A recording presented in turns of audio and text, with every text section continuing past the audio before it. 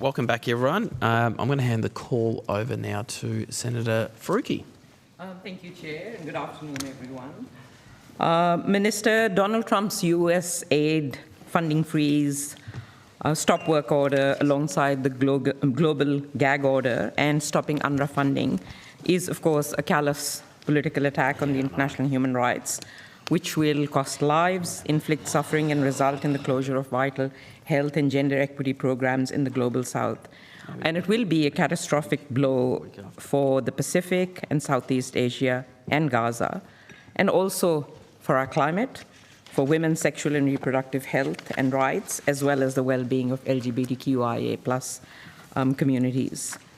I read this morning that the minister has tasked the department to review all projects in the Pacific and Southeast Asia funded by US foreign aid that has been frozen by Donald Trump.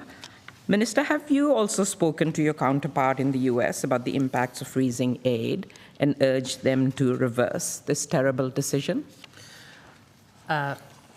Senator, first, obviously,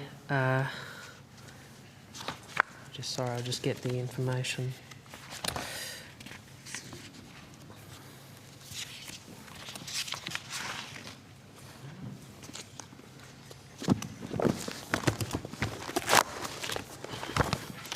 When it comes to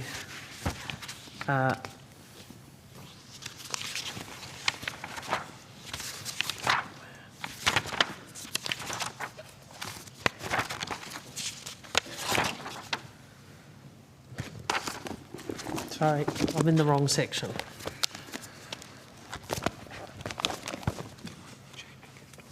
Yeah, I want to just make a couple of broad comments, Senator, about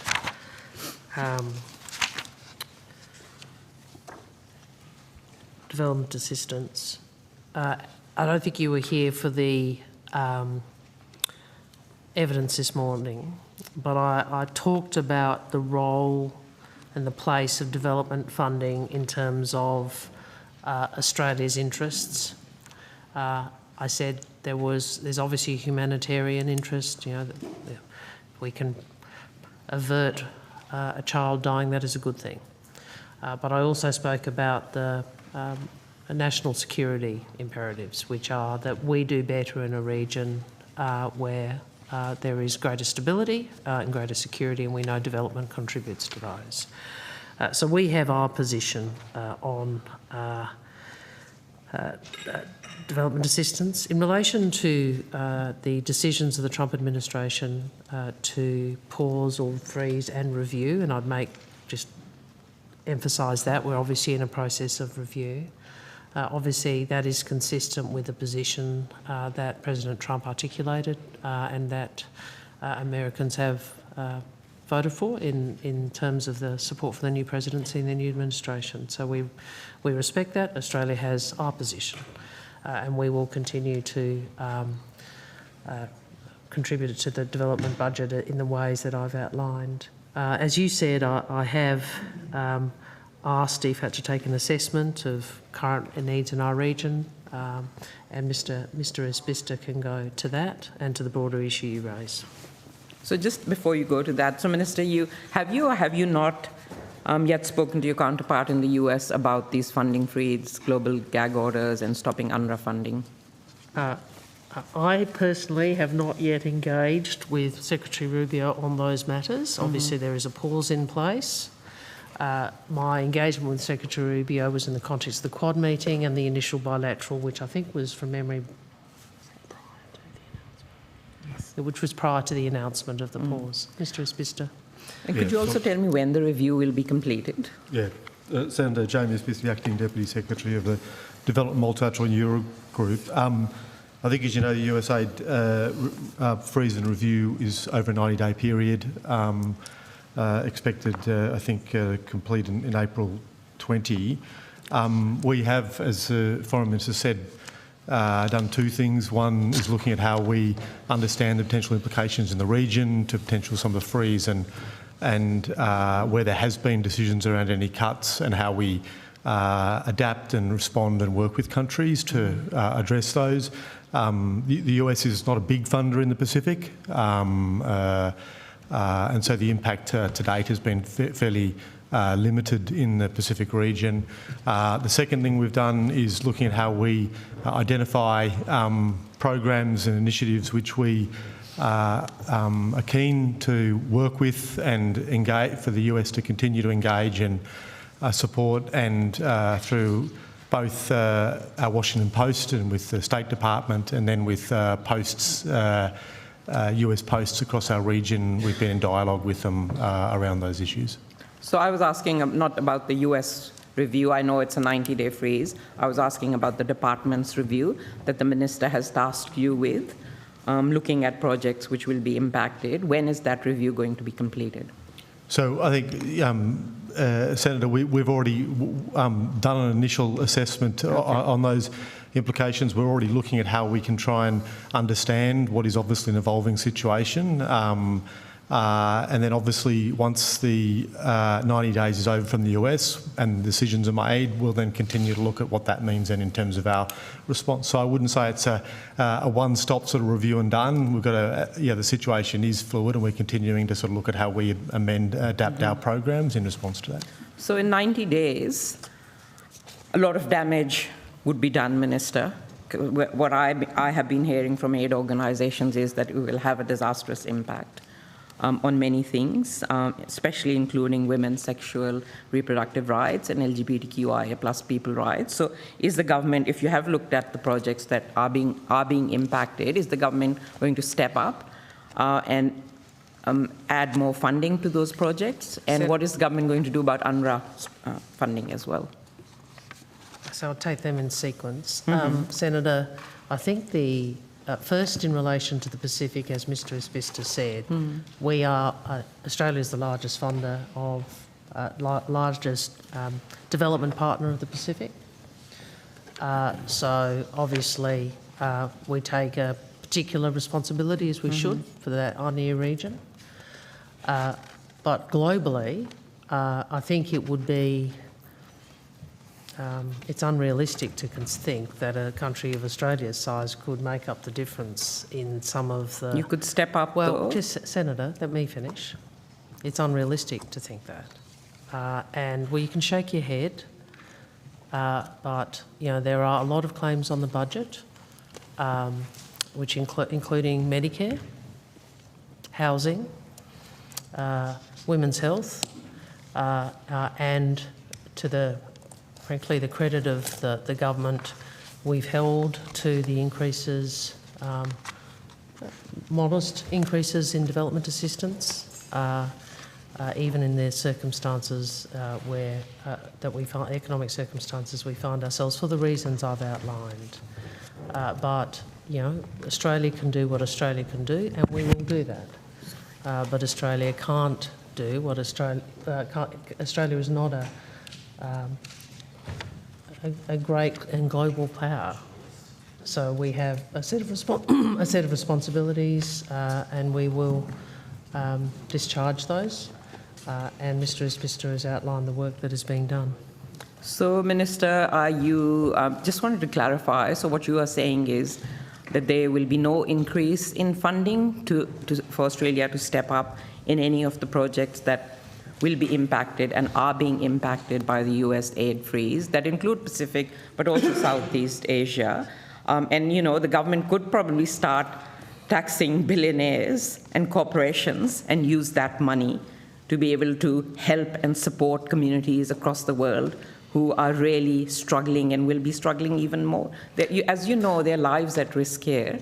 So will there be any thought to increasing aid at all, or not at all? Okay, there are about 8 questions in that. I'll do my best, Senator. The first is, as I recall, your tax billionaires more proposition has been what you reach to for every expenditure that you outline of multi... Because there is a lot of money that they are not paying. Senator, I'll let you finish. As I recall, you referred to that when you want to increase, when you want to pay for dental health, when you want to increase a whole range of other funding. So it's apparently a bottomless pit when it comes to Greens policies. We deal in real numbers, and those real numbers show that we have increased aid and we are on track to continue to grow the aid budget. It is a modest and reasonable increase. It is not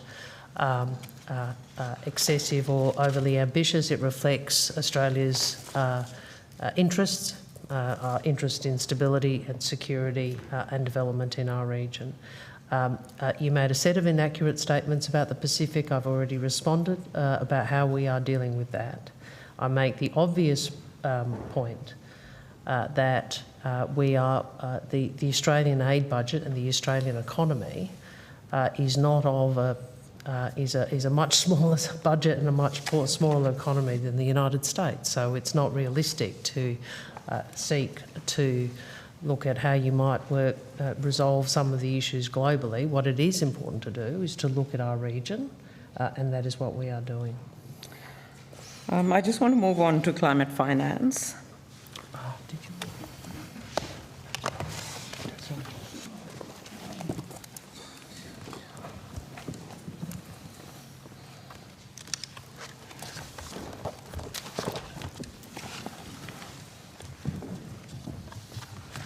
At COP29, parties of the United Nations Framework Convention on Climate Change agreed to a new global climate finance goal of USD 300 billion per annum by 2035 to ensure that global south countries can mitigate and adapt to climate change. This, of course, is 3 times the previous global climate finance goal of USD 100 billion per annum. And as a party of the UNFCCC, has the department calculated what Australia's contribution should be to the new $300 billion climate finance goal, or is planning underway? Thanks, Senator. Kristen Tilley, Climate Change Ambassador. No, we haven't calculated a proposed contribution for the future goal. A couple of reasons for that. No parties, to my understanding, have yet put forward proposed contributions to that $300 billion goal. That goal is also in 2035, so it is beyond our current forward estimates in the budget as well. What I would say, though, is we know that our climate finance is increasing because it's within the context of an increasing aid budget, as the Minister referred to before, but we've also set targets in our new development policy that increase the proportion of climate finance through our ODA over the next few years. Mm-hmm. So there is at the moment, no plan to do any calculations? So I mean, I think there's not, to my knowledge, a deadline, an event or a request at this point for donor countries to put forward their contributions. I imagine that will come forward in, if not this year, beyond. I mean, it's sort of a standard thing that once there's a global goal set, individual countries start contemplating what their contribution will be. The difficulty, I think, in this case, though, is it's over a 10-year horizon. So countries might say, here's what our contribution might be for the next few years. I'd be surprised if many say what their contributions will be in 2035, but we're just way too early in that next step of the process for any country, in fact, to have put forward its proposal. Yeah. Thank you, Minister. Just a couple more questions. Sorry, follow up from the previous line of questioning. UNRWA, I had a question about UNRWA. The US had stopped aid to UNRWA. Will you be thinking of stepping up there or not there either? Senator, thanks for your question. The US actually froze UNRWA funding under the Biden administration, so in that respect, the current freeze under the Trump administration makes no practical difference. The government, as you know, announced, just before the announcement, the government contributed $6 million to an UNRWA flash appeal earlier last year. After stopping aid as well? In response to accusations that UNRWA employees had been involved in the 7 October which were not proven at all. This isn't official. She keeps interrupting me. That's one thing. She should leave him to speak. I don't want to remind everyone again, but I have to. Senator, just let the officials provide an answer, and then we'll move the call around. But thanks, Chair. And then in the budget last year, the government announced it would be contributing $20 million in a strategic partnership with UNRWA, and I might ask Mr Innes-Brown to give you an update on that work. Sure. Mark Innes-Brown, First Assistant Secretary, Middle East and Africa Division. So we're in the process of negotiating that agreement with UNRWA, Senator. And when will that be completed? It's under negotiation. So until it's done, I can't give you an exact time frame. Okay. Thank you. Just one last question, Last one, Chair, please. if that's Yep. okay. Yep. Minister, as you know, that we are approaching the 2-year mark of the conflict and the crisis in Sudan, and that continues to get worse. More and more people sliding into famine, widespread starvation, and acute malnutrition. I know that Australia has provided support to the crisis response, but again, conditions are really, really worsening. And again, I think given the withdrawal of US aid from there, is any consideration being given by Australia to step in there with some more aid? Or is the answer the same, that we can't? Senator, I'd just say, as you know, through our humanitarian program, we've made a number of commitments in response to the situation in Sudan. I think the last one was made in November last year of $17 million. I think the Australian government is continuing to monitor the situation, obviously, in Sudan and the surrounding region, and we'll look at what additional support Australia can potentially provide in the future. Can you just check? Can you just let me? Yep.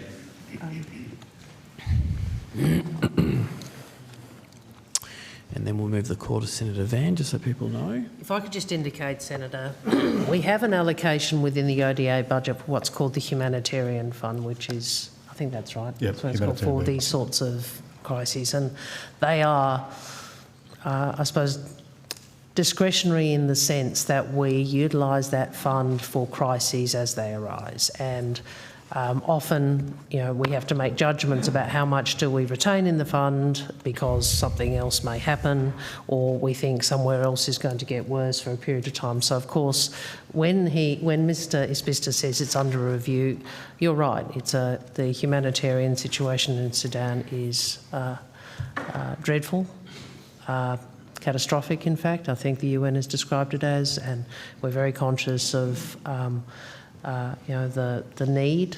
Obviously, we have to look at how we manage that fund between now and the end of the financial year, which is when you then look at the next set of budget for that year. But it's certainly something that is we're very aware of. All right, thank you very much. Now, Thanks, Senator Chair. Van, you've got the call, and then I'll be coming to Senator Sharma. Thank you very much, Chair. Minister, Secretary, thank you very much for appearing today. Very much appreciated, along with your teams. As a committee would be aware, as well as you, for the last 3 years I've been in this forum, I've been asking questions about reopening the Australian Embassy in Kiev. What are you going to ask now, Senator? No, there's no more brickbats, just bouquets. I won't ask or go into what changed or the amount of funds that needed to be invested in that post. All I would like to put on record is thank you very, very much for agreeing to reopen it, having our team back in there. And Minister, I think you deserve congratulations for going to Kiev. I think what we as a nation can learn from closer relationships, particularly on the ground in Ukraine, is vitally important. And so, Ms Adams, thank you very much. Thank you. It was a real Oh, privilege. wow, it's better than some do other that. Dixes Sorry? I've got. It was a real privilege to have the opportunity to go to Kiev and to engage It is, isn't it? directly, personally, see some of the damage done, particularly by Russian drones, and to talk with senior, obviously my counterpart and other senior ministers. So. Indeed. Thank you. Thank you, Chair. Thanks, Senator Van. Now, Deputy Chair. Thanks, Chair. Thanks, Minister, and good morning, everyone. Minister, I had some questions about your bilateral engagement at the UN General Assembly, high level last year. I think we got an answer to a question on notice yesterday which detailed your bilateral engagements, did you have any meetings with Israel's representatives or ministers or leaders? I've seen the media on this, Senator, which I no doubt you had a part in. My recollection is the Foreign Minister of Israel did not attend UNGA. Obviously,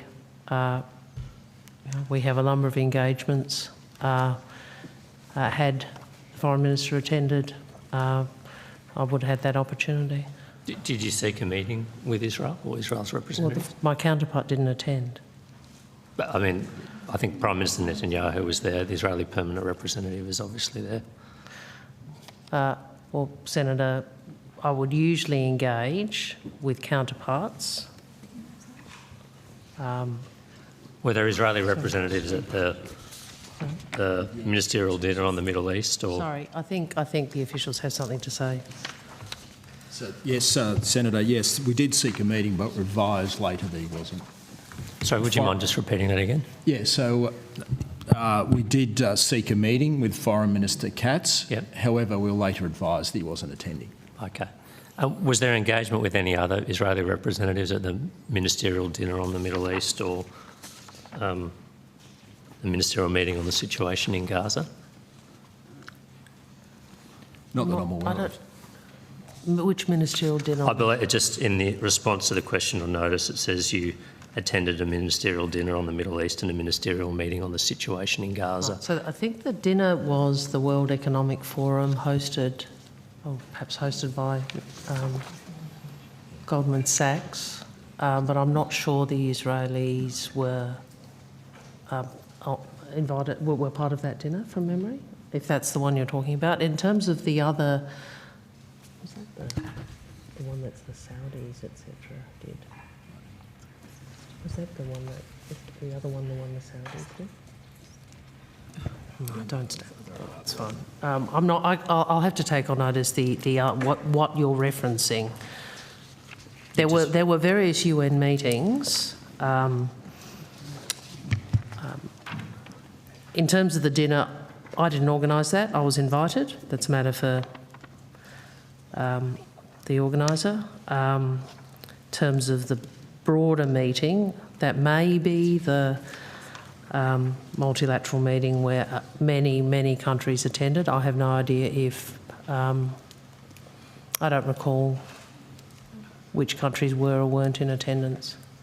It says there was a ministerial meeting on the situation in Gaza and the implementation of the two-state solution, so yeah, I would have anticipated. I think that's the Saudi initiative, Senator. That's right. Yeah, so that'd be, the invitation list obviously is a matter for the Saudis. But were there Israeli representatives at that meeting on a two-state solution? Senator, I don't believe there were, but let us take it on notice for completeness. But my recollection was no, they weren't on there. Okay, thank you. It's not our meeting, Senator Shah. No, but I'm curious to know if you had any engagement with Israel in the course of other meetings, if not bilaterally. And you had a meeting with Iran's foreign minister, is that correct? Yes, we did. Did you raise with him, or did we raise with him, concerns about some of the comments and actions of his ambassador in Canberra, including calling for an end to the state of Israel, praising Hamas?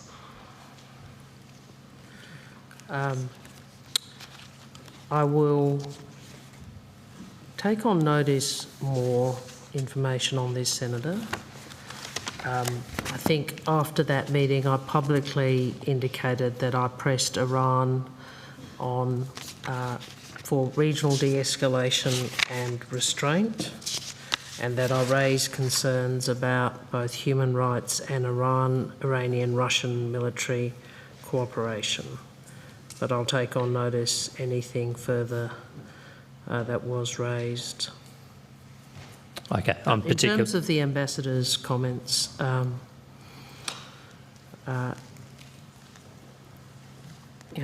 Prime Minister and I have both been clear about this. We condemn the ambassador's comments. We condemn support for organisations such as Hezbollah, and the ambassador was called in by the acting secretary and chief of protocol in relation to his comments. Thanks, Minister. I would like to know if you can take on notice whether you raised the ambassador's behaviour with the Iranian Foreign Minister when you This met. was July last year. I just have to look at the time September, I frames. think. Yeah. September. So I need to... Yeah, I'll take that on notice. Okay, thank you. And you also met with UNRWA, I understand? No. I don't. Choose that. There was an event. There was an UNRWA event, Senator, if I recall correctly, Okay. at which there was a large number of participants. Was there any direct Australian delegate interaction with UNRWA officials or the minister? Oh, I can say that I had a direct engagement with an UNRWA official, Senator, in the margins of that event. Okay. Well, can I ask for a general characterisation of what we raised with UNRWA when whoever it was who had the discussion interacted with them? My recollection is we were talking about the agreement that we're starting to negotiate with our funding agreement, multi-year funding agreement, Senator. Did we receive Can I just be clear though? I mean, and I don't recall off the top of my head the various engagements I've had with Philippe Lazzarini, who is the Executive Director, is that his title? Commissioner General? Commissioner, thank you, of UNRWA.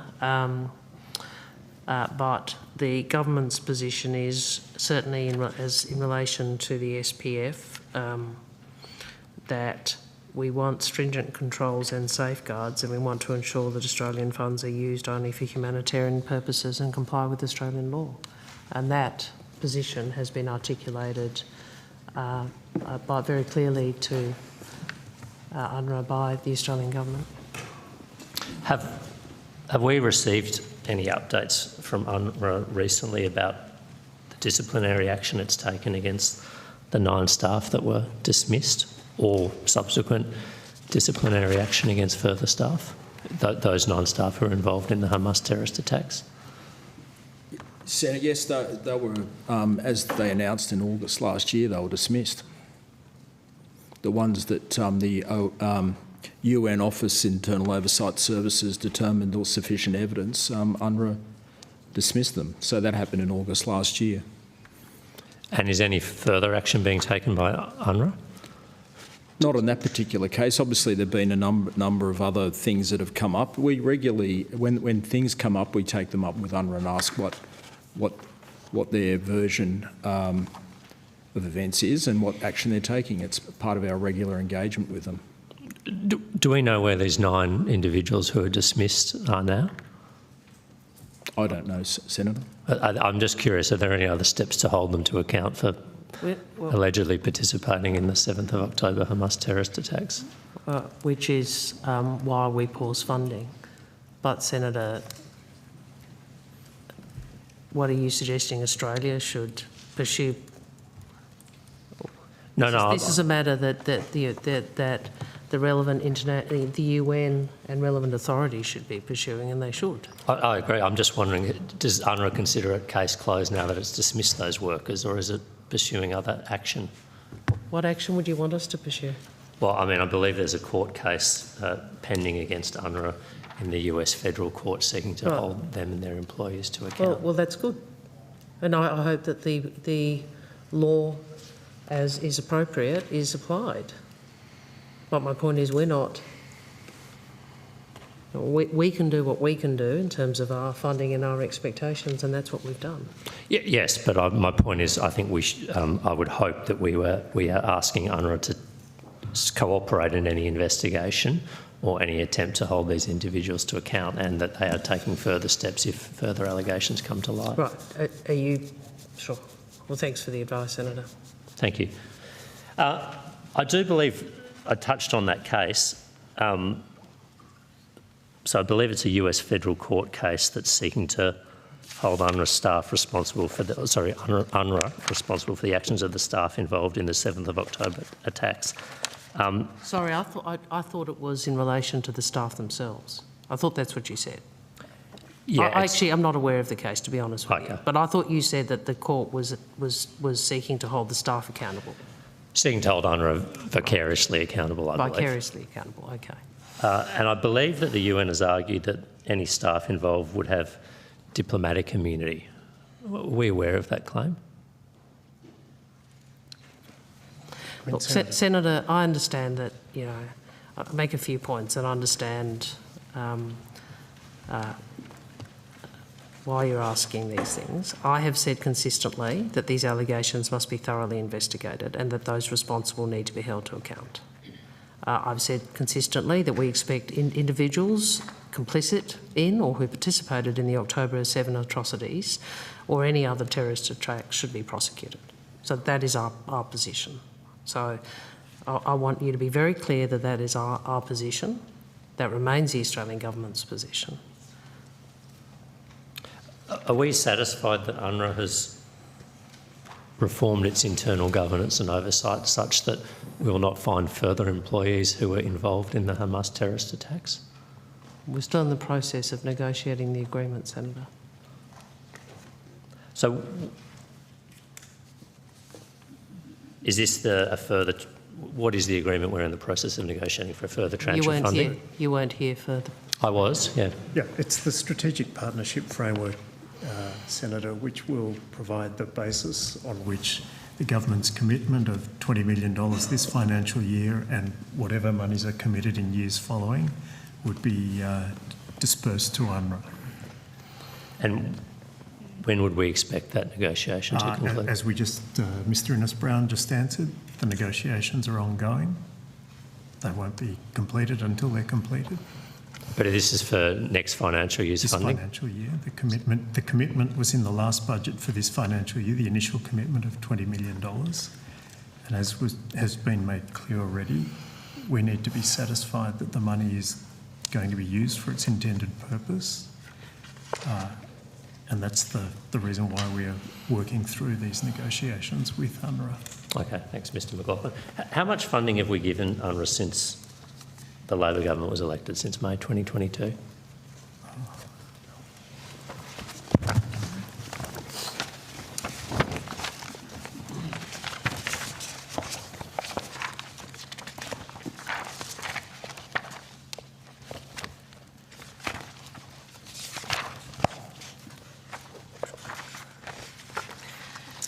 Well, we contributed $20 million in 24-25. That's, sorry, we've committed, but we will only pay when negotiations are resolved. What did we pay? 22, Just, I've got a table here somewhere and I can actually still...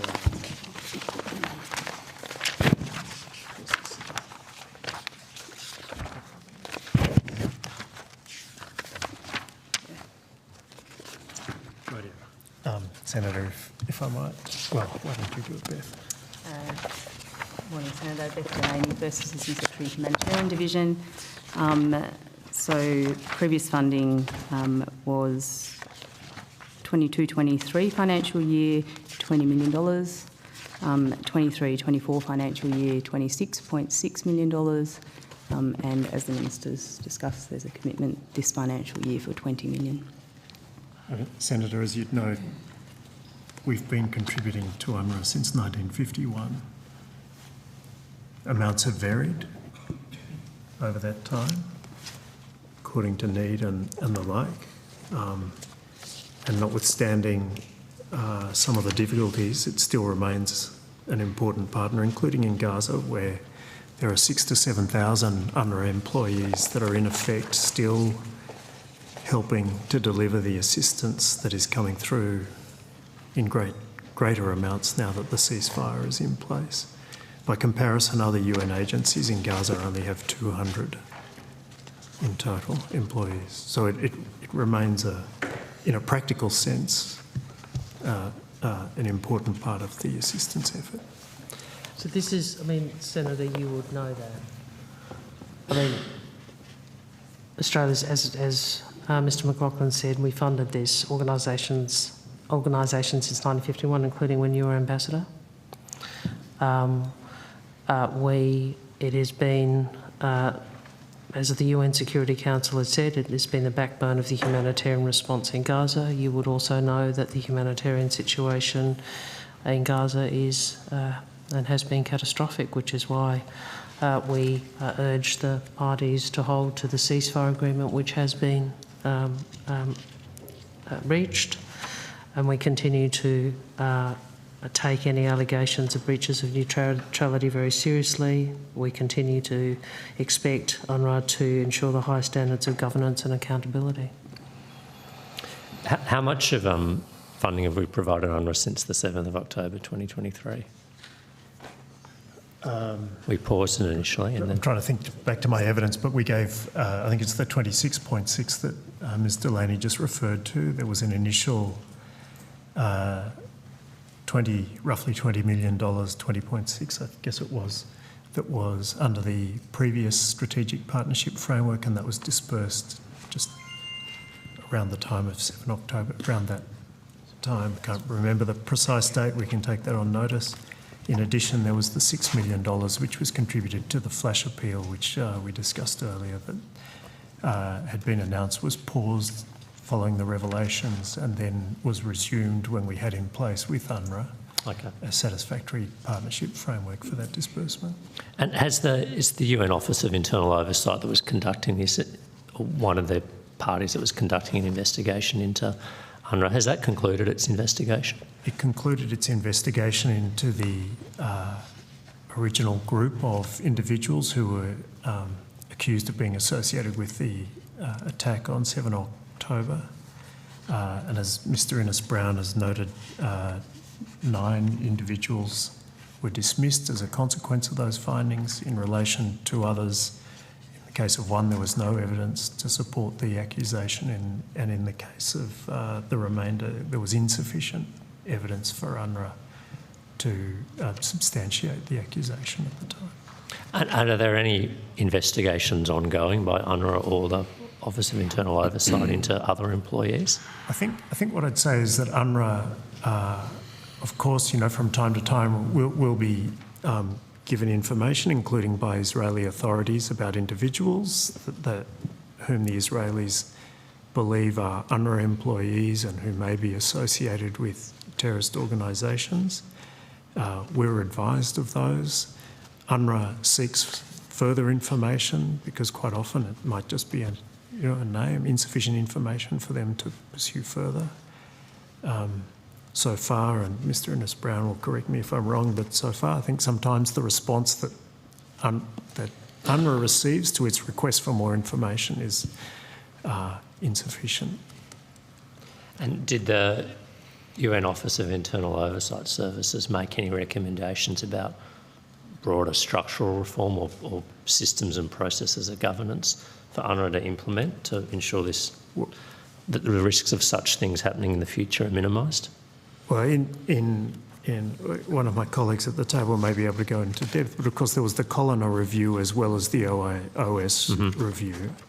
And the Coloner review in particular did not find or did not substantiate inherent bias and the like in the organisation, but did make recommendations about how UNRWA could strengthen its independence, non-partisan approach in terms of delivering the services that it does. I don't know if we have more to add. I guess I was just looking for some reassurance that UNRWA has instituted reforms such that it's no longer going to be putting Hamas people on its payroll. Well, our sense is that they are putting in place reforms, but regardless, we are also ensuring that the safeguards we put around the contribution that we would make, that the government wishes to make to UNRWA, that we're putting in place strong safeguards to ensure that the money is used for the purposes for which it is provided. All right, thank you. Thank you, Chair. All right, thanks very much, Deputy Chair. Now, I want to see if Senator Thorpe is online. There she is. Hello. Hello. You got the call. Thank you, Chair, and thanks for appearing today. I have a question to the Minister. The Genocide Red Lines package introduced by myself and Senator Payman are 3 bills which together enshrine Australia's minimum obligations under the Genocide Convention, including addressing the International Court of Justice opinion of July 2024, which confirmed Israel's occupation of Palestine as illegal, and the Convention on the Elimination of Racial Discrimination, who in August 2024 again confirmed Israel is practicing racial segregation and apartheid. Minister, your government refused to support an inquiry into the Treasury Laws Amendment divesting from illegal Israeli Settlements Bill 2024, which seeks to safeguard Australian businesses, charities and taxpayer funds from financially supporting apartheid and genocide, denying important scrutiny and transparency. Can you explain why? Well, Senator, there's quite a lot in that question. I might ask Marie-Charlotte, sorry. It's basically a scrutiny process. Ms McKenna, to respond to some of your propositions, I would say in respect of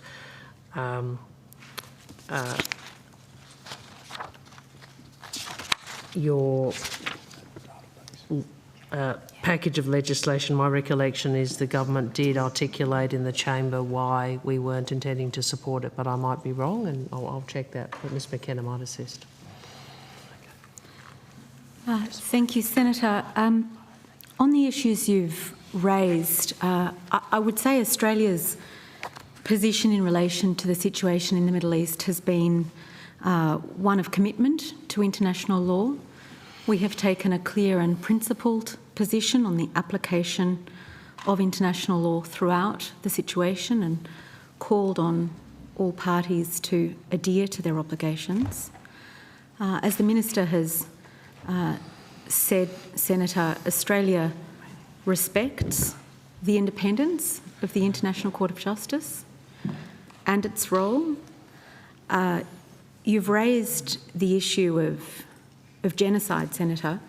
Australia has a long history of supporting efforts to promote the Genocide Convention, including playing an active role in the negotiation of that convention in 1949, and we take those obligations very seriously.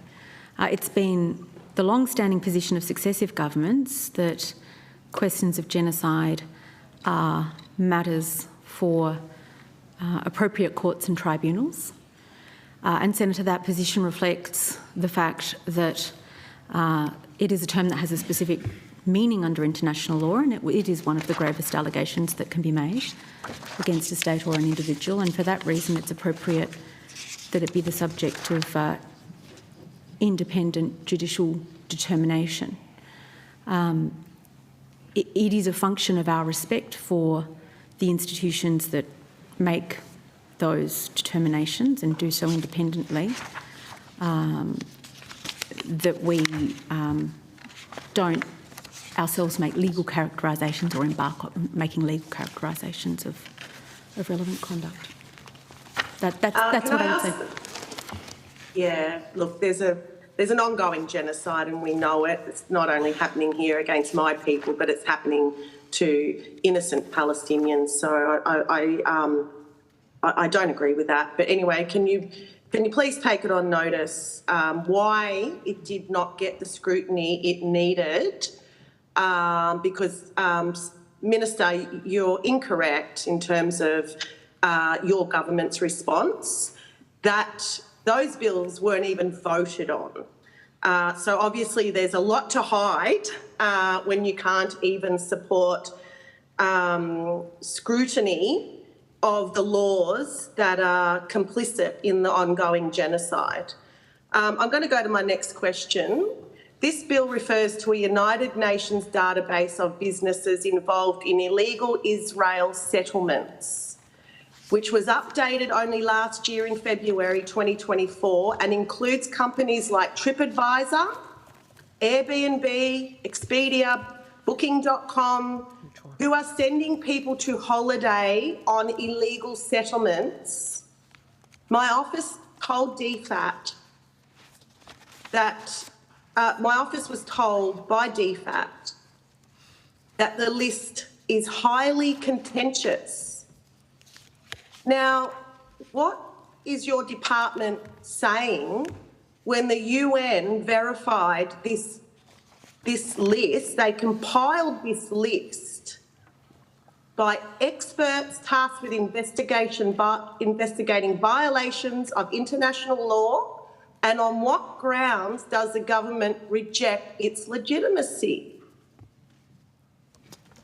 Sorry. I'm talking about the list and the fact that DFAT are saying that the list is contentious. Why is your department saying that this is contentious?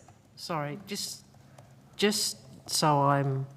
Well, first, in terms of settlements, we have been very clear that settlements are illegal under international law and are a significant obstacle to peace.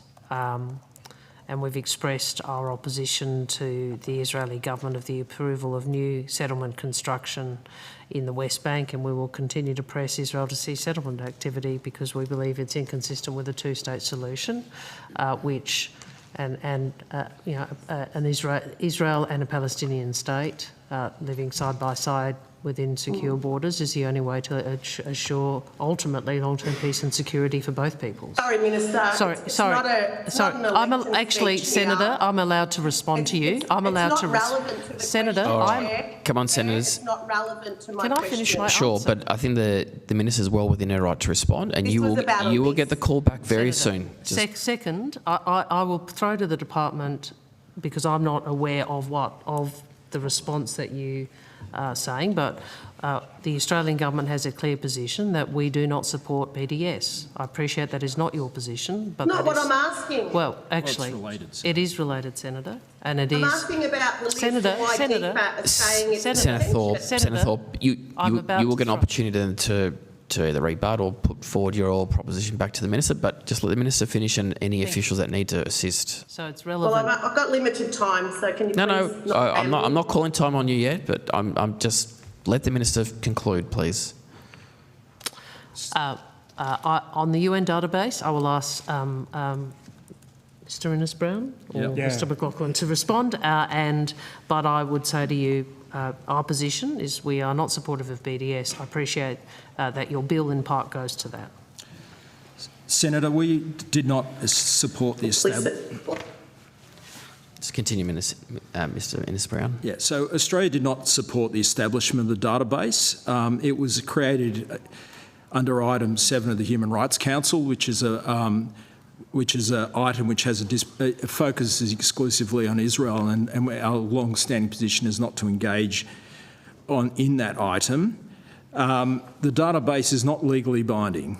However, the advice we do give people that individuals and companies should consider their obligations and where appropriate obtain legal advice. And fundamentally, Senator, as the Minister said, we oppose the boycott, divestment and sanctions movement, which is obviously connected to this. All right, Senator Thorpe, you've got Thank you. Does that make you complicit of genocide? If you're supporting you're supporting an ongoing genocide by supporting the businesses that are directly linked to the Israeli government who are killing innocent children and people. So does that make your department and your minister complicit in genocide? Absolutely not. Okay. My next question is to the department. Stakeholders have informed me that the government has obtained legal advice on the topic of whether Australia is currently acting in accordance with its international legal obligations under the Genocide Convention, including compliance with the International Court of Justice advisory opinion on 19th of July 2024. can you please confirm who prepared this advice and who it has been provided to and when? Senator, as you would expect, consistent with DFAT Legal Division's role under the Commonwealth Legal Services Directions, we provide international law advice to government, and we've done that on international law issues arising over the course of the current situation in the Middle East. But it is not our practice to disclose the contents or nature of the advice provided, Senator. So you can't tell me who it was provided to and when?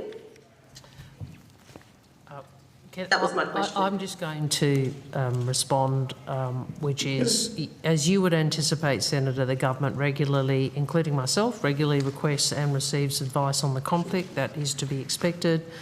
You will note that I have consistently called on all parties, including Israel, to comply with international law, while we have consistently called for the protection of civilians, and why I have consistently called on Israel to do more to provide humanitarian assistance to those in Gaza, as is outlined in the ICJ.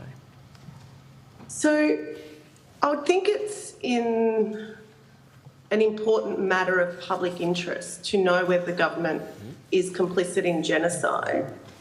So I also want to know what was the nature of the advice? Can you tell us what the... And are you claiming public interest immunity?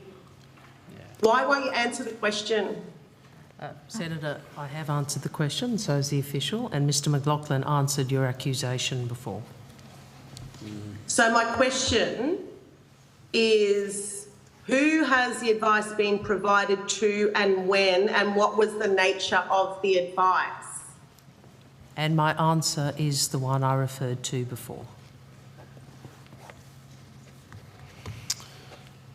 Can you provide more detail, please, Minister? No, Senator, I'd refer to my previous answer.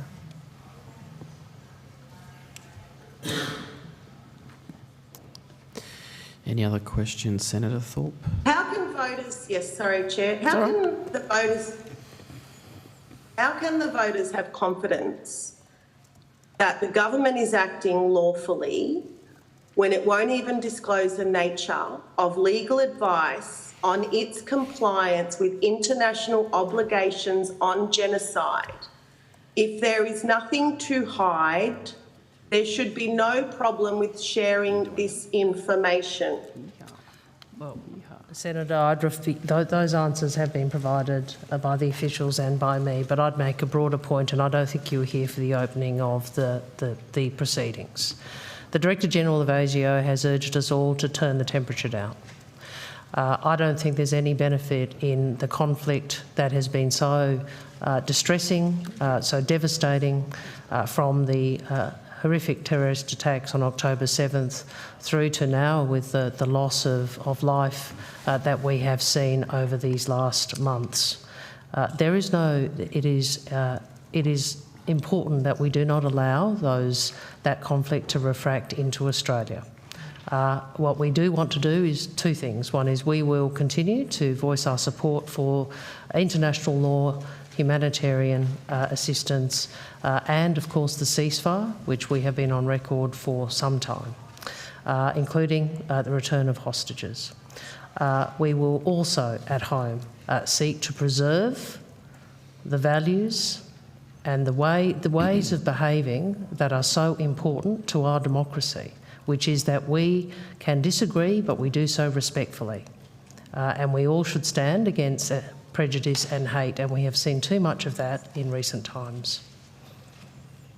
Thank you, Minister. I just have a follow-up question, and believe me, I know what prejudice and hate looks like. I deal with that every day of my life, particularly in that building you're sitting in right now. When are you going to, as the Minister responsible in this country, when are you going to stand up and call out the genocide against Palestinian people? Senator, I'm going to just refer to our previous answers. I understand what you're doing here. The officials respond. I just want to know what your job and I is. just want to know, Senator, when you will turn the temperature down. When will you turn the temperature down? You're entitled to a difference of view. When will you stand up against genocide? I suppose the temperature will All right, senators. Will be turned down when you stand up and do your job, Minister. Right. So when we do what you want. This is the problem, Senator. This is the problem. No, Senator, we have made our position clear. On international law, on international law. All right. We have made our position clear, Senator. But what you want is a political conflict in this country. It does you no credit, given the circumstances that we have seen recently. The ICJ have made a ruling. Thank you, Senator. You are ignoring Minister. international law. Shame on you, Minister. All right. Senator Thorpe, thank you very much. I'm going to move the call around now. And Senator Darmanin, I think, has some questions. Yes. Excellent. Good. Thank you. Thanks, Chair. Thank you for that confirmation. No, I can ask some questions about the United States to the relevant officials. The Minister did make some high-level comments in her opening statement around this. So I was interested whether we could get a bit of an outline of some of the government's early engagement with the Trump administration in a bit more detail.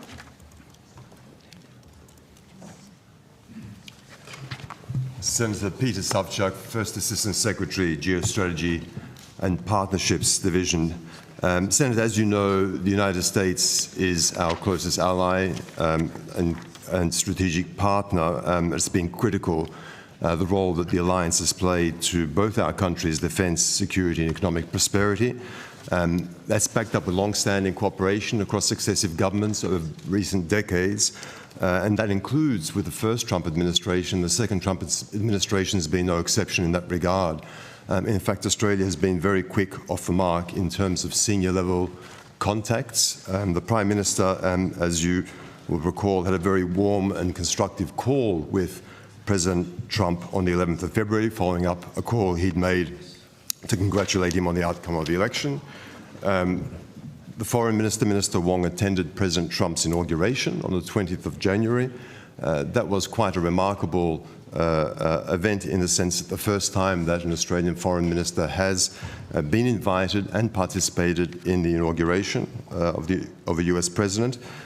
She also had the opportunity to meet with Secretary of State Rubio and National Security Advisor Waltz.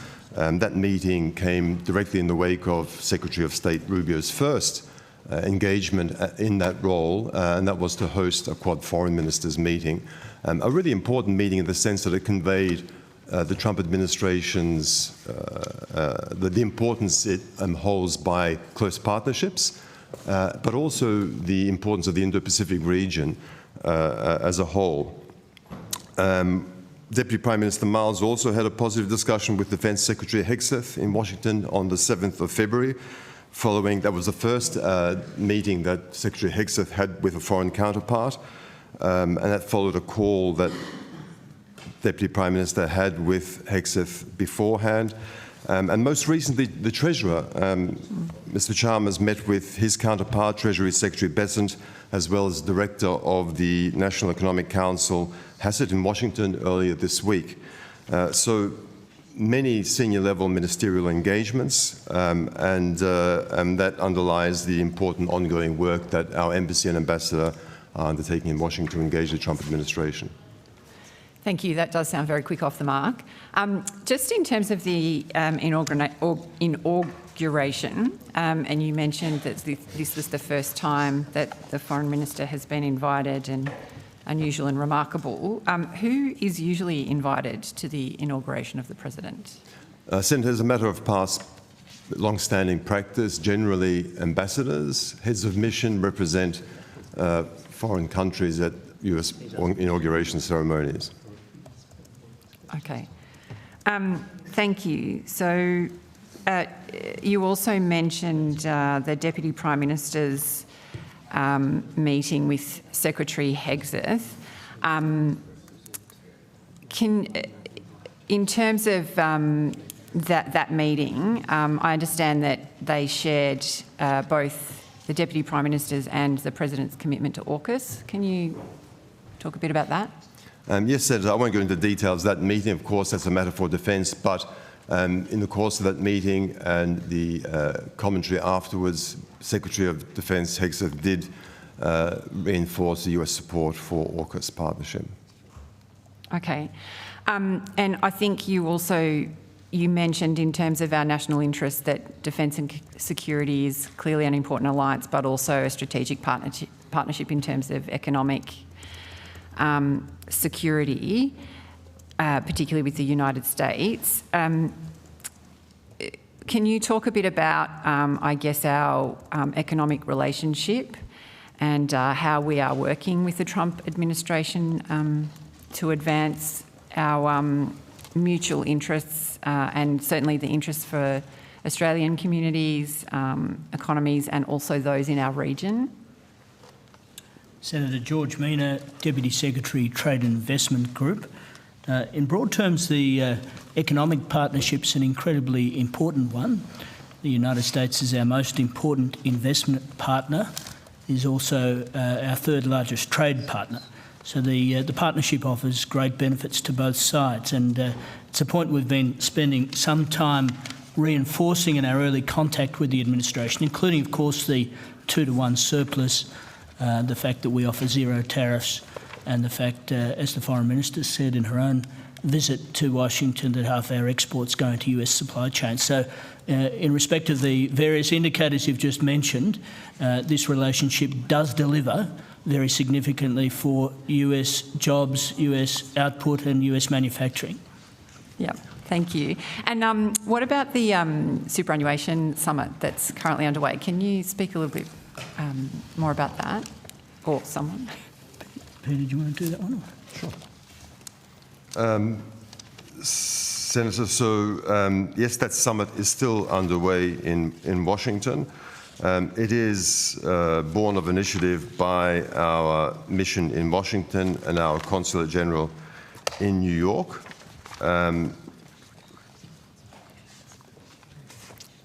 Running from the 24th to the 27th of February, starting off in Washington, finishing up in New York, where it's currently still underway.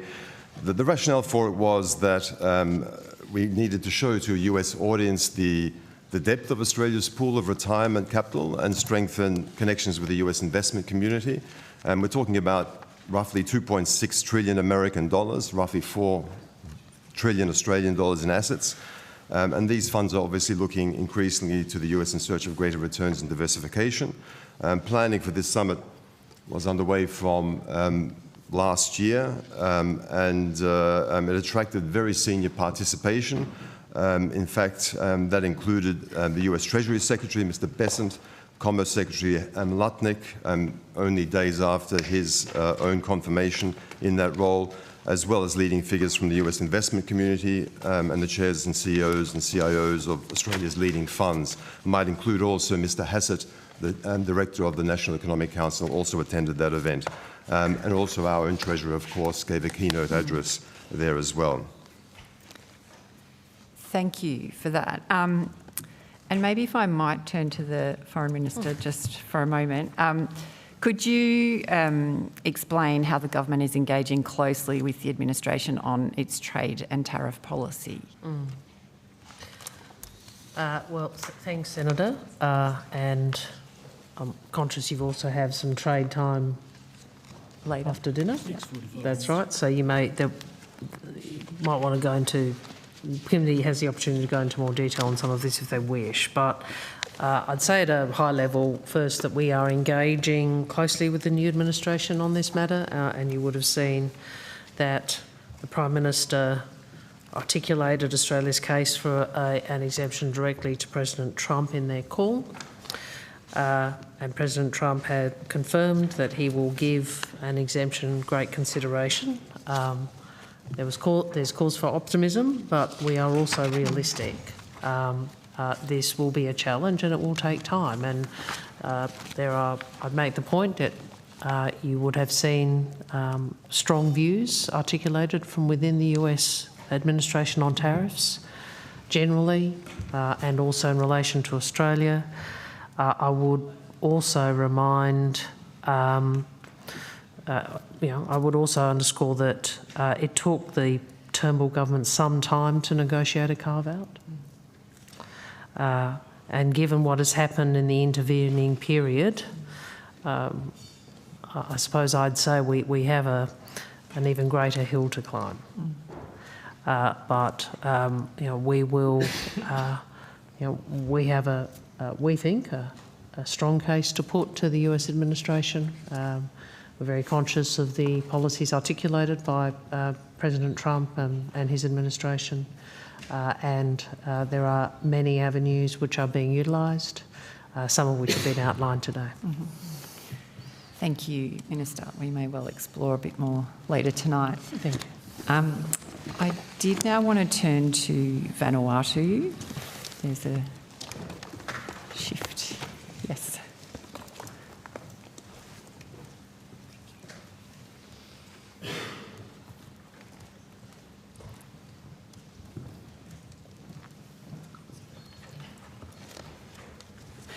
Just maybe just to start off, could you just remind us the date the earthquake occurred and a sense on the extent of the damage? 17 December 2024. Yep. It was initially 7.4, but later downgraded to 7.2 earthquake. Significant damage. Tragically, 14 people perished, and there were some 80,000 individuals affected by the earthquake. And of course, we had many Australians actually on Vanuatu holidaying at the time as well. Yeah. And in terms of buildings damaged and the types of functions that were lost as a result of that? Yeah. Thanks, Senator Beth Delaney, First Assistant Secretary, Humanitarian Division. Yes, as the Deputy Secretary has noted, the 7.2 magnitude earthquake was off the west coast of Vanuatu's Whati Island, but it did have significant impacts and damage to buildings and other infrastructure, including roads, access roads, bridges in Vanuatu's capital in Port Vila. It also affected the international airport, the subsea internet cable exchange and the Port Vila port, so there was significant damage. And telecommunications? There was some damage to the, as I mentioned, the subsea internet cable. Yep. And sorry, did you mention the number? So telecommunications were down. Obviously, that makes it difficult. Yeah. Yeah. Did you mention the number of Australians that were affected? At the time, we had up to about 1,200 people who registered on the. If I can sort of set it out very briefly, following the earthquake, we established an IDETF, an Interdepartmental Emergency Task Force, that essentially got the crisis response going, and that was twofold. One was to surge in assistance to help the Vanuatuans address the challenge, and the second part was actually to bring Australians out. Yeah. As part of that, you established a registration portal. There were about 1,200 individuals who registered. A lot of them, because of the telecommunications issues, were family here in Australia. Yeah, yeah. And so is the risk of earthquakes in Vanuatu covered by DFAT's travel advice? That's a good question. I assume it is, but I can't quite recall. Maddie, have you got that? Presumably it is. Senator, of course, the region is very susceptible to all types of hazards, including earthquakes, but also, as you'd be aware, significant tropical cyclone impacts that we've also seen over the last 12 to 18 months. Sorry, Madeline Casey, Assistant Secretary for Consular and Crisis Management. Yes, I can confirm that there is travel advice regarding earthquakes in Vanuatu. Okay. And so it happened on the 17th of December. When did the Australian government get the first flight into Port Vila? On the following day, the 18th, 2 C-17s, taking in one of the aircraft took in a disaster assistance response team of about 64 personnel. There was some AFP and DFAT personnel also went in on the flights. And we had a separate flight went in with an AUSMAT team to assist the Vanuatu and healthcare system respond. And over the course of the response, how many assisted departure flights we had 10 were flights there? in total between the 18th of December and the 22nd of December, and in total they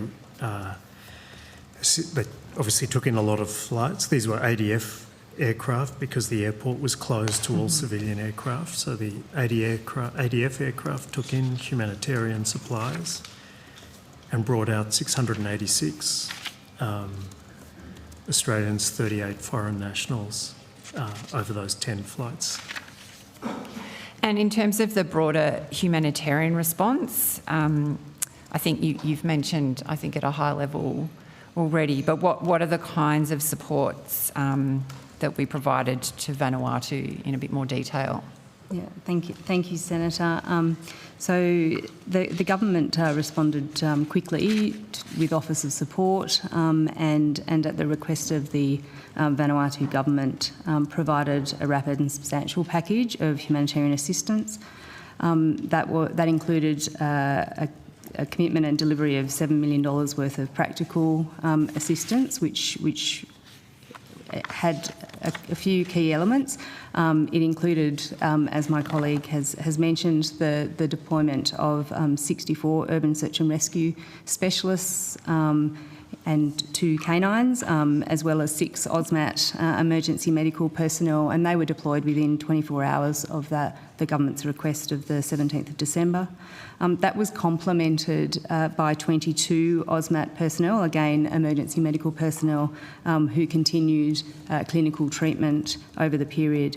The teams undertook 1,300 damage assessments of both buildings and infrastructure, and we talked about the damage, and also provided care for over 300 patients.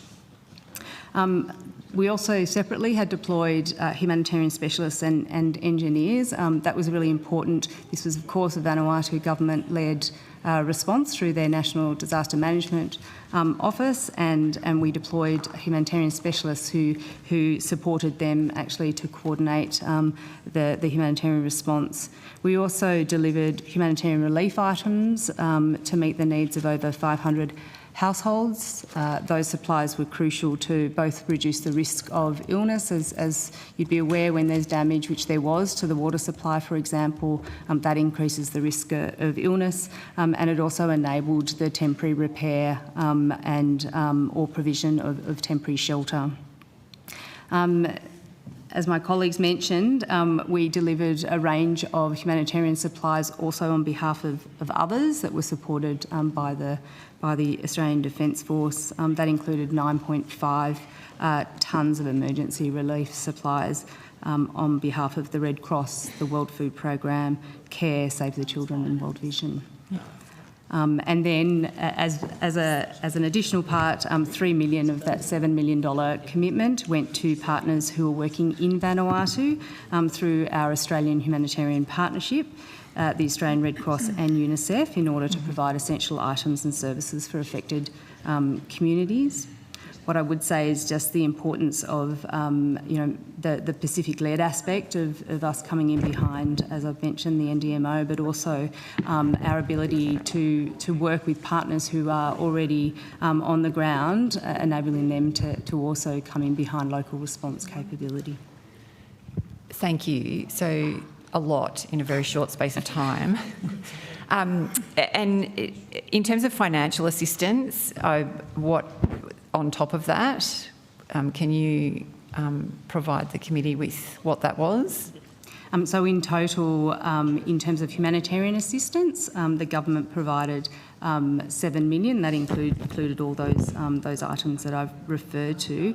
But in January, the Foreign Minister and Minister of International Development and the Pacific also announced additional support to come in behind the Vanuatu government's priorities in the recovery phase, and that was around restoration of essential services and infrastructure. Obviously, my colleagues in the Office of the Pacific are taking that forward and can speak in more detail. We also had the engagement at ministerial level with Vanuatu. So I think messaged them personally and through others early on to say, what do you need? So this is an addition, obviously, to the consular response, but the humanitarian response. Thanks very much, Minister. Now I'm going to Thank call you. to Senator Patterson to about 5 minutes to 1, and then I think Senator Cox has about 5 minutes of questions, or 5 minutes. Yep. Just so everyone's clear, and then we're going to break at 1 o'clock for lunch, okay? Thank you, Chair. For the assistance of officials, I have questions about Australia's voting record at the United Nations, particularly on Middle East issues.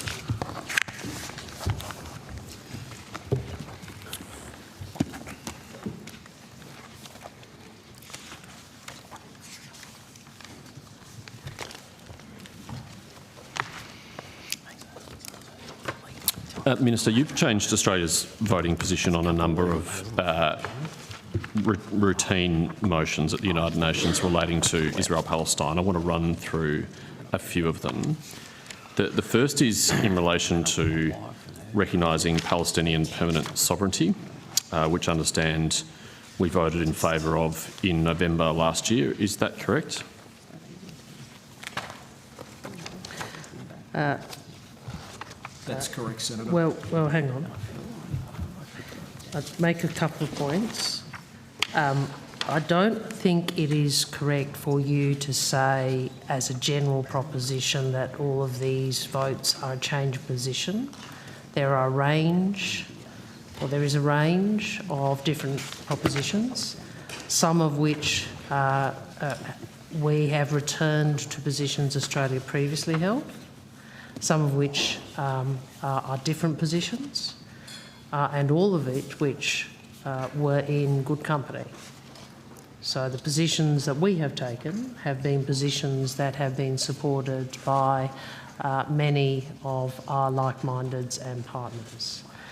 The sovereignty point, I think, was an element of a motion dealing with permanent sovereignty over natural resources. Is that the resolution you're referring to? That's the one. Thank you. So it's a very specific. Yes. It's a very specific proposition, and we did consider very carefully that, because we thought it might be used in the way some have sought to use it. I would make the point that 155 members. So first we shifted from abstain to yes. So I think, from memory, the position under your government was abstention. We'll come to that. I could be wrong. I thought it was. I'm going to ask follow-up questions about that, so please continue. Sure. I would make the point that 155 members voted yes, including the United Kingdom, New Zealand, France, Germany and Japan.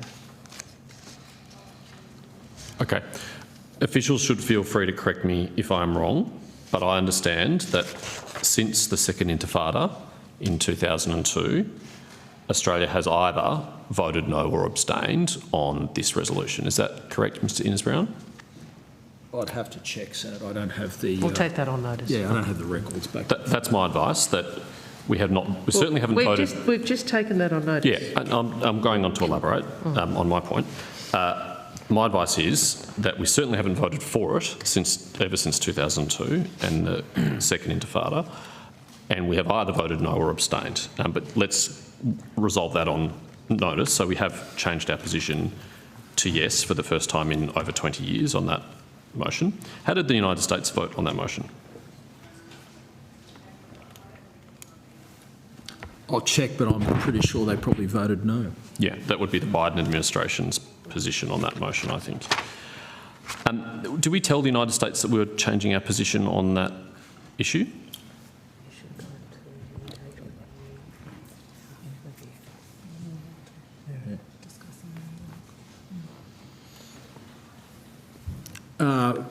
Again, we'll double check, Senator, but I think we probably did, yes. We normally do. Yes, one would hope so. If you could tell me when and in what form, whether it was UN ambassador to UN ambassador or some other communication, that would be helpful. Senator, there are a great many of these votes in a short space of time, and particularly more so, obviously, because there have been further debates on the conflict in Gaza through this period.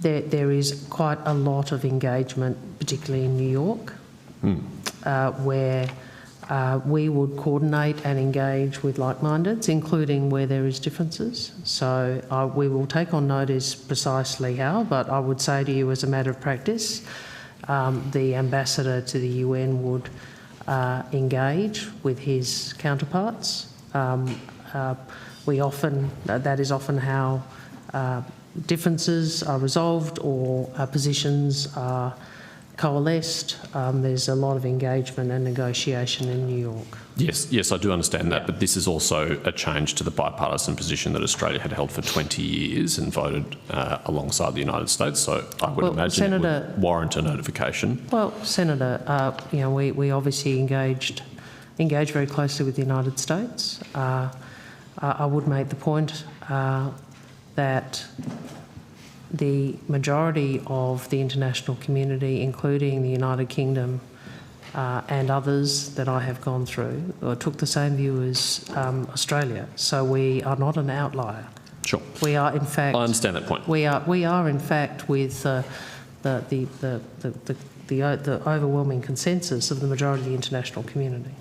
I understand your point about that, but that doesn't mean it's not a changed position. And Mr Innes-Brown, if it's possible to bring it back today, that'd be helpful, given that most questions on notice are unlikely Senator, I would also remind you, and I seem to recall you defending the position that your party opposed a ceasefire, which is now supported by President Trump's administration, on insiders saying it was not remarkable to disagree with the United States.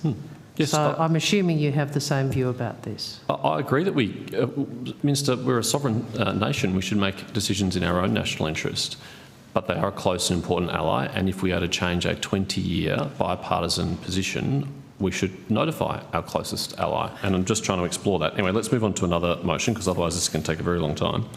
I understand that we changed our position on the oil slick on Lebanese shores motion. We traditionally vote no on this resolution since it was put in 2006, but we voted yes. Is that right? Yes, Senator, we voted yes. What's the reason for our change of position on the oil slick on Lebanese shores motion? So we voted, we had reservations about some aspects of the text, but the vote reflected our concern about the conflict in Lebanon and Israel, and also the destruction, displacement, the loss of civilian life that was taking place. How does a motion about an oil slick in 2006 relate to a contemporary conflict with Hezbollah? It went to the issue of damage and displacement and those issues that were ongoing, Senator. So presumably a historic issue, though, and it's a historic issue which we'd already taken a position on. The text of the resolution has also been updated as time, sort of it becomes more. There's elements in it that become more contemporary when I looked at it. There are certainly new elements that were not in there that relate to developments since then. Okay, so again, if you could take on notice and come back today, if possible, about when and if we notified our US partners. Another resolution, the peaceful settlement on the question of Palestine. We voted yes. My advice is that we had previously voted no or abstained since the Second Intifada in 2002. Is that correct? We did abstained most recently, but yeah, as I said, the full period going back to 2002, the pattern I'll have to take on notice, Senator. Yeah, I think we shifted from abstain to yes. And again, more than 155 members voted yes, including the United Kingdom, New Zealand, France, Germany and Japan. We shifted from the position of abstain under your previous voting at the United Nations or the previous I'd have governments? to go back. I mean, there are multiple motions with multiple different positions. In fact, Australia's position over the 20 years has not always been consistent, which is, I'm not critical of that, I'm making an observation. We'll come back to you on that. Well, Mr Innisbrown, you might be able to help us. Have we ever voted yes for this motion previously? I'll take it on notice, Senator. Okay, thank you. And also notification of our ally, the United States, on that. On the motion, Division for Palestinian Rights of the Secretariat, I'm advised we abstained and we'd previously voted no since 2004. Is that correct? On this occasion, we shifted from no to abstain, but again, the voting record prior will check on. Why did we shift our position on that issue? There's an explanation of vote, Senator. Yes, I'm asking you for it. Okay, we'll well, I provide can that on give it. notice. You can't provide it now? No, we'll provide it on notice. Mr Innisbrown doesn't know, or you don't know. Foreign Minister, you directed a change of position. Senator, there's quite a lot that we do, and we take these decisions very carefully. We consider very carefully the text because most of the time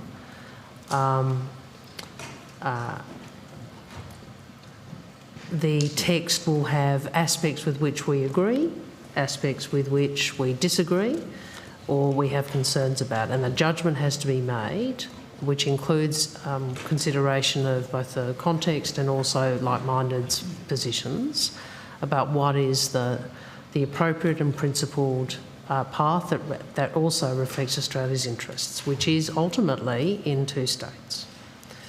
You know, we make these decisions carefully after discussions, advice, sometimes in compressed timeframes, obviously, particularly if there are amendments to the resolutions, but that is what we seek to do.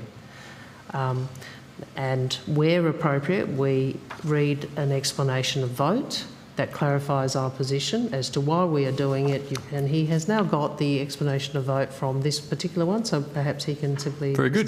Mr Innisbrown can read it. Read it? Please. Sure. So, Australia's shift from no to abstention today in the resolution for the Division for Palestinian Rights of the Secretariat reflects the position our country took until 2003. Our return to this position reflects our frustration and that of the great majority of countries that more than 77 years since the General Assembly adopted Resolution 181, a plan for two states side by side, one Jewish, one Palestinian, a Palestinian state still does not exist. It reflects Australia's belief that we must all once again contribute new ways to build momentum towards lasting peace. Because a two-state solution, a Palestinian state and the state of Israel side by side within safe, secure and internationally recognised borders remains the only hope of breaking the endless cycle of violence. It remains the only hope to see a secure and prosperous future for both peoples. Australia could not move further than abstention because of our concerns over the work of the division to date. We continue to have reservations that the Division for Palestinian Rights devotes too many resources to a one-sided perspective of the conflict. UN divisions such as this must do better. They must offer constructive advice and support to the international community to work together to pave a path to lasting peace. Because any lasting solution to the Middle East conflict cannot be at the expense of either Palestinians or Israelis. I would also make the point, Senator, that we return to the position of the Howard government in that vote. Well, not the Howard government after 2004. No. But the Howard government prior to that. Yes, something changed in early 2000 sure, on Israel-Palestine, Senator, I'm didn't it? making the point. This is, you know, Australia has adopted a range of positions reflecting what we regard as our national interests and our interest in a two-state outcome, which the Mr Innisbrown has outlined. Yes, but it's pretty important what happened in the early 2000s and the Second Intifada. It changed. Senator, Sorry, Minister, I haven't finished asking my question. You made a comment. I'll respond. Minister, I haven't finished making the comment, but I do have a question. I'd like the opportunity to ask it. Well, I'll respond to your comment. You can after I've finished. I haven't finished yet, Minister. You objected to Senator Faruqi interjecting on you before, and I asked you off the same courtesy. Come on. Senator Patterson, you've got the call. Thank you, Chair. As I said, it was an important event in the early 2000s. It was the Second Intifada. We changed our foreign policy after that for very good reason, and it was bipartisan, including under the Rudd Gillard-Rudd governments. You have since changed it. Minister. Senator, and the expression of vote, the explanation of vote which is outlined reflects why. And Senator, I would also make the point to you, if there's anything that is demonstrated by, well, I'll rephrase. We have seen a horrific terrorist attack on October 7th. We have seen since then loss of life, including civilian life, women and children, at a scale which has not been seen. Now, I don't hear very often from you and your party anything about the loss of Palestinian lives. We mourn every life and we want peace for both peoples. And so our position in the UN reflects that. Or perhaps you should listen more carefully, Senator Wong. Speaking only for myself, I delivered a speech after the 7th of October in the Senate, which was primarily concerned with the loss of Palestinian life. Well, Senator, just as the Manchurian candidate disavows, maybe you and your leader should have a conversation. Have you had a conversation with the Prime Minister about his use of the phrase Manchurian candidate? Well, Senator, I'm making the point that Mr Dutton only ever talks about one experience of the conflict.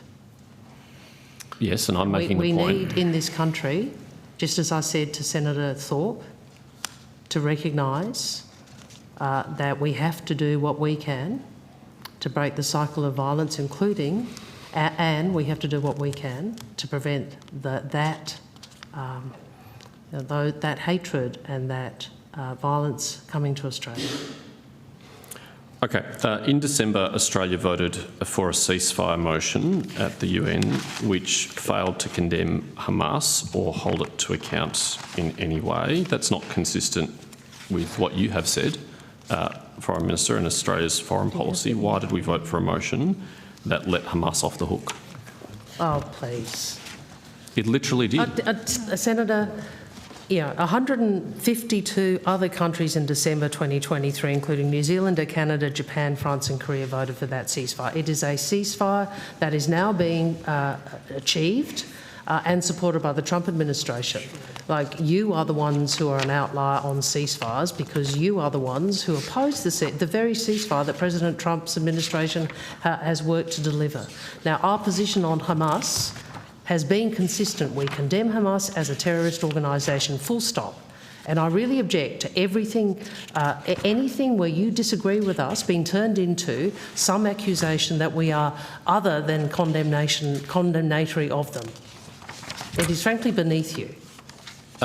Minister, if Israel had followed your advice and entered into a ceasefire when you first called on them to do so, Hassan Nasrallah and Yahya Sinwar would be alive today.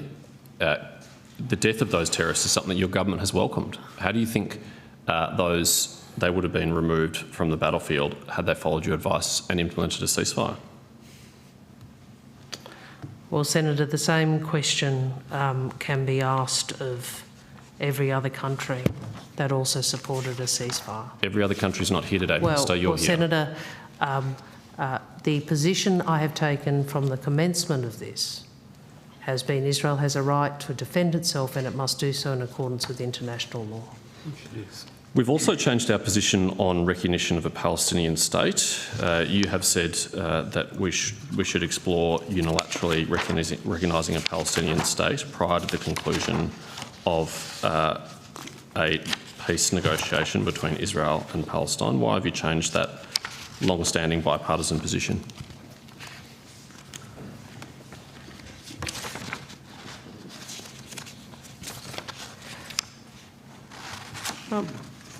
Senator, I think that is a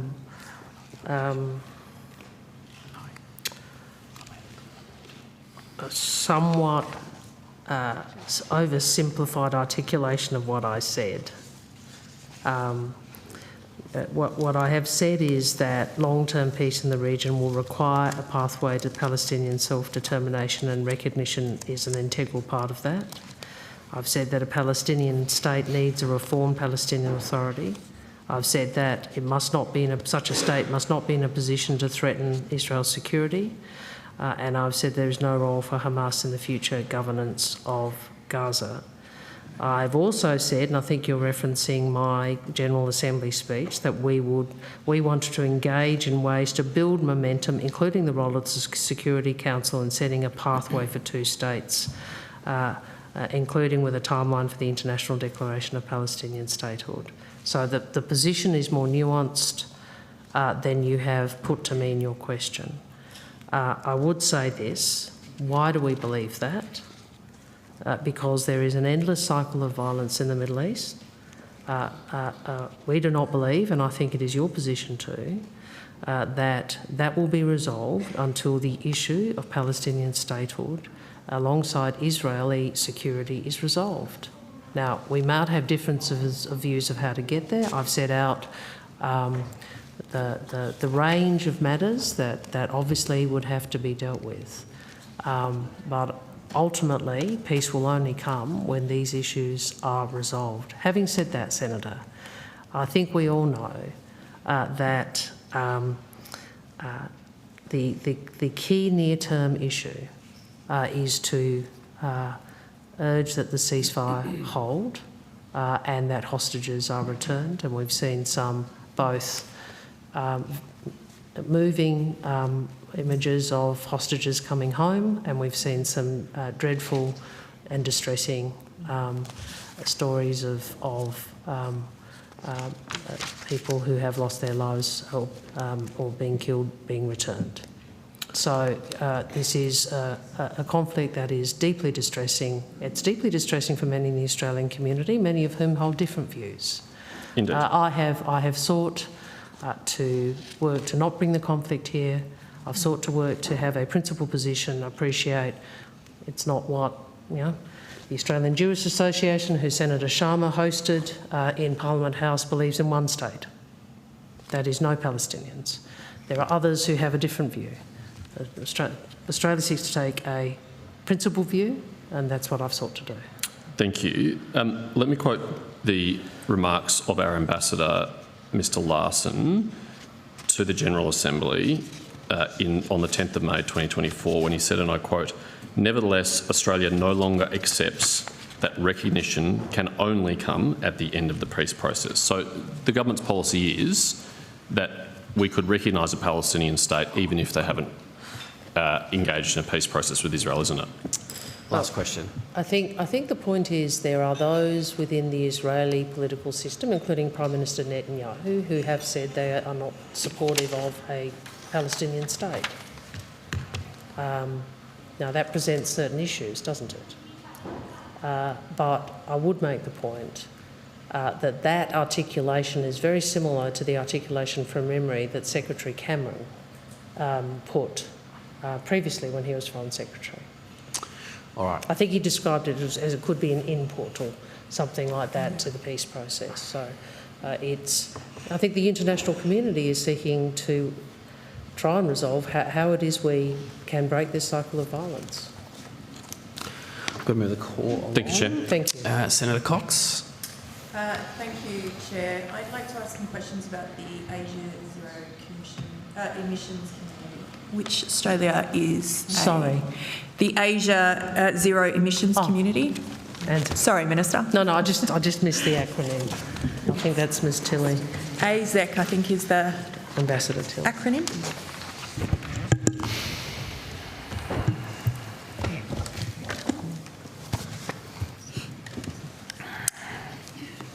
So it's been reported that Australia is one of 11 countries that is a member of the AZEC that started in 2022. Each recent data that's been published and an analysis of the MOUs looks at 156 projects, and 56 of those projects lock in fossil fuels and only support clean energy technologies of 54. Can I ask how influential would you say Australia is about setting the direction of AZEC? Are we more of a passenger here, or are we letting Japan doing all the driving these days? Thanks, Senator Kristen Tilley, Climate Change Ambassador. I'm happy to try and get further information to you on notice. I think we're going to be reasonably limited at this point in our own knowledge. It's a partnership, as you say, led by Japan with a bunch of countries, or a number of countries in the Southeast Asian region, which has been led to date for the Australian Government by the Department of Climate Change. So my colleague Mr Woods and I have certainly been kept in the loop when some of the meetings have been coming up. I think one of the most recent ones was in Jakarta in about September last year. As to the projects you mentioned, I am reasonably confident that those are Japanese-led projects, often bilaterally with some of the partners in that initiative, rather than ones that Australia has been leading or helping design. Okay. So, Ms Tilley, how comfortable are Australia in relation to this zero emissions community? Because that's what it's called. It's for our region in relation to Southeast Asian countries. How comfortable are we as Australia in proposing more fossil fuel-based projects rather than clean energy projects? That's the crux of it. There's 56 that are being led, that are constantly going to be reliant on fossil fuels versus clean energy. Like, how comfortable are we in signing up to that and continuing to just nod as Japan lead us into that? Senator, I can't speak to the specifics of the projects. What I would say, though, is in line with all of the engagements we have around reducing emissions, our premise would be to take initiatives and projects on face value that they are reducing emissions to the counterfactual, to the alternative project that might be in place if not for that initiative. So without knowing... Ms Tilley, I know that we've got to go to lunch and I'm never going to be the person standing between people getting lunch and food, and I know that I've only got a short period of time, but is the department putting any resources into this pivot so that we actually start talking about boosting and building zero emissions projects rather than gas demand across Southeast Asia? When we know what the current picture looks like, we know that Japan is on selling Australian gas. Senator, we are putting billions of dollars into supporting Southeast Asia's energy transition. Many of the announcements from the Prime Minister at the ASEAN summit we hosted in Melbourne in March last year focused on supporting Southeast Asia's energy transition, including a flagship $2 billion Southeast Asia energy infrastructure facility. So, according to the Japanese agency JOGMEC, its own reporting, Japan has already enough gas to meet its own domestic needs. So, its continued expansion in purchasing gas supplies required to find new customers for its over-contracted position. What is the department doing in relation to ensuring, you've talked about the $2 billion, but trapping Bangladesh, Vietnam and other Southeast Asian nations in this multi-billion-dollar LNG projects that are locking and baking in gas for the next couple of decades to come? What is the Australian government doing about that? Senator, the question specifically about Australian sales of LNG to our trading partners are a matter for other departments, in particular the Department of Industry, Energy and Science, Energy and Resources. We are, from a climate change perspective, working globally and through our bilateral and regional partnerships to not only maintain Australia as a reliable energy supplier of energy as we transition ourselves and as we transition our energy exports to increasingly clean and renewable energy and commodities, but we recognise that all countries will set their own pathways to net zero. And certainly in my own role, I try and understand the context and the pathways of the countries I'm dealing with rather than to assume I know what their pathway should look like. Okay, Ms Tilley, I'll put it to the Minister. We already know that Japan is over-contracted on gas. We already know that Japan and South Korea are already on selling that gas on the spot market because they're over-contracted, they're meeting their domestic needs.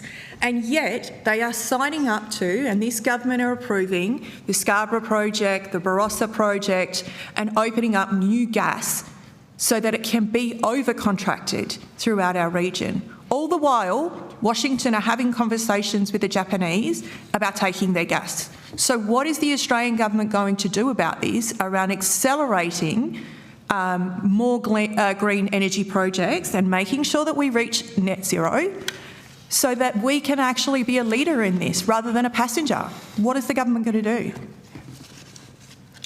Because it's not about keeping the lights on in Tokyo anymore. Senator George Mina, Deputy Secretary, Trade and Investment Group. As Ambassador Tilley's just explained, and as we've indicated at previous estimates hearings, questions relating to the commercial structure of gas contracts, long-term gas contracts with Japan, are best directed to the industry and energy portfolio. But it also relates to the trade and it relates to the relationships that you have across the region. Energy security is now becoming the new pathway for defence and security in our region. And we can't read the play in that there's something seriously wrong, and we are baking in gas to ensure that people are economically wedded to that. This is a farce. Why isn't the Australian government actually doing something about this? We can talk all we want about contracts and the private arrangements in DISA, and I'll do that later on tonight. But this government, through DFAT, have a responsibility to do that for our region. Well, Senator, I'm sure you're aware of the government's gas strategy, which, of course, talks to some of the issues you're talking to, and the long-term role that we're all seeking to work towards in respect to the transition, and the role that gas will play in that transition. Now, of course, as I said earlier, these are not matters that are managed by this portfolio. Mr. Minna, those Southeast Asian countries are absolutely terrified by the trade and the tariffs that are being threatened to them, and yet we are not leading them into any energy security. We're just baking in more gas. I don't think that's right. All right. I understand that's a view you have, but I think Ms. Tilley went through the work we're already doing in Southeast Asia, including, with Singapore on renewable energy and the transition to net zero. But I understand the position your party have on gas. We have a view about the necessity of gas as a transitional fuel, and I think that is demonstrated by the expert advice. All right, thank you very much. On that note, we're now going to break for lunch, and I'll see everyone back here in 45 minutes' time.